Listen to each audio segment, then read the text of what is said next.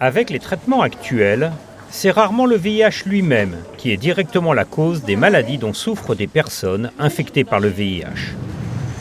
Ces pathologies sont ce qu'on appelle des comorbidités, c'est-à-dire des maladies qui coexistent avec l'infection par le VIH et dont l'évolution est facilitée par celle-ci. Bonjour. Comment ça va? Pas mal, ouais, je dois dire. Physiquement, j'ai pas de ressenti particulier. Ces complications, elles vont survenir d'autant plus que le virus n'est pas contrôlé ou que les CD4 restent bas. Donc c'est une des raisons pour lesquelles, il faut bien prendre son traitement et avoir une charge virale indétectable, et deux, essayer d'être dépisté et diagnostiqué à un stade pas trop avancé pour passer le moins de temps possible en dessous de 500 CD4.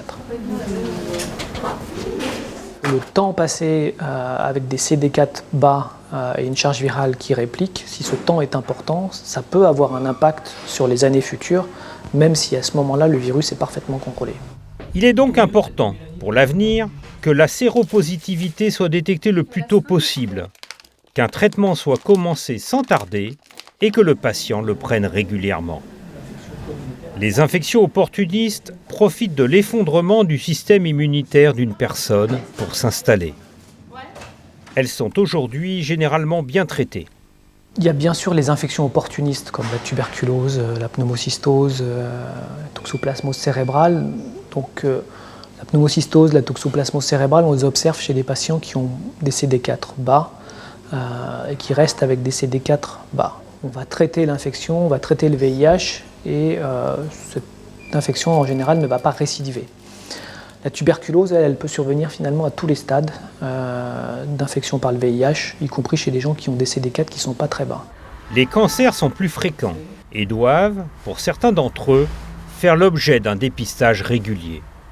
Donc quand les cancers, on distingue les lymphomes, qu'on voit chez des patients qui ont plutôt des CD4 en général assez bas, mais ça peut survenir chez des patients qui ont des CD4 aux alentours de 200. On voit des cancers solides, on voit plus de cancers du poumon par exemple que dans la population générale. On voit ensuite plus de cancers du canal anal chez les hommes, de cancers du col de l'utérus chez la femme. Donc il faut vraiment faire un dépistage de ces cancers à la fois chez les hommes pour le cancer du canal anal, à la fois du cancer du col de l'utérus chez les femmes, parce que c'est beaucoup plus fréquent dans la population VIH. Enfin, les personnes porteuses du VIH sont parfois également infectées par d'autres virus, notamment ceux des hépatites B et C. Là, sur le plan du VIH, nous on a refait les examens, votre charge virale là, elle est élevée, elle est à 400 000, 400 000 copies, vos CD4 sont aux alentours d'une centaine. Pas terrible, c'est moins qu'on puisse dire. On a fait un test de résistance pour savoir quel médicament on va pouvoir vous donner. Parce qu'on a plutôt envie de changer le traitement que vous aviez, qui est plutôt un traitement un peu ancien, avec des effets secondaires. Donc on traite votre VIH, on vous fait reprendre du poids, et puis après on discute éventuellement de traiter votre hépatite C. D'accord. Okay. Et puis donc vous allez aller en convalescence bientôt.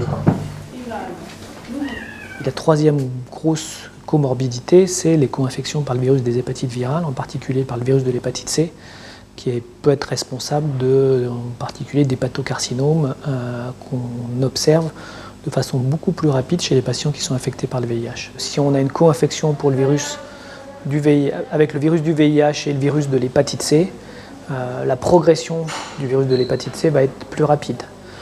Donc ça, c'est un argument aussi pour contrôler le VIH, c'est-à-dire que le fait de ne pas contrôler le VIH, ça va encore plus aggraver les choses. Et la deuxième chose, c'est si possible essayer d'éradiquer le virus de l'hépatite C. Mais les personnes porteuses du VIH sont aussi davantage touchées par les maladies cardiovasculaires que l'ensemble de la population. Quand on regarde la médiane d'âge des infarctus dans la population VIH, c'est en général plutôt 10 ans de moins que la population générale. Alors, parce qu'il y a les facteurs de comorbidité, comme le tabac en particulier, mais aussi parce que le VIH est considéré comme un facteur de risque cardiovasculaire à lui seul, en particulier s'il n'est pas contrôlé. Une bonne hygiène de vie est donc particulièrement importante pour les personnes infectées par le VIH.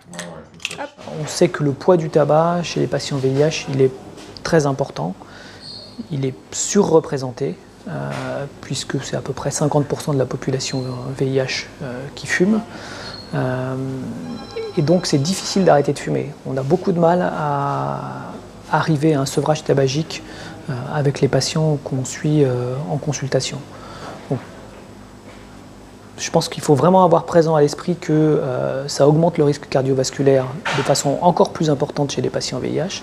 Ça augmente le risque de cancer, de certains cancers, encore plus de façon importante et indépendante du VIH chez ces patients. Donc, premier message, c'est essayer d'arrêter l'intoxication tabagique.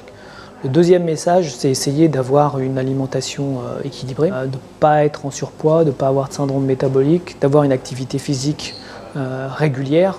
Ça, c'est les règles classiques.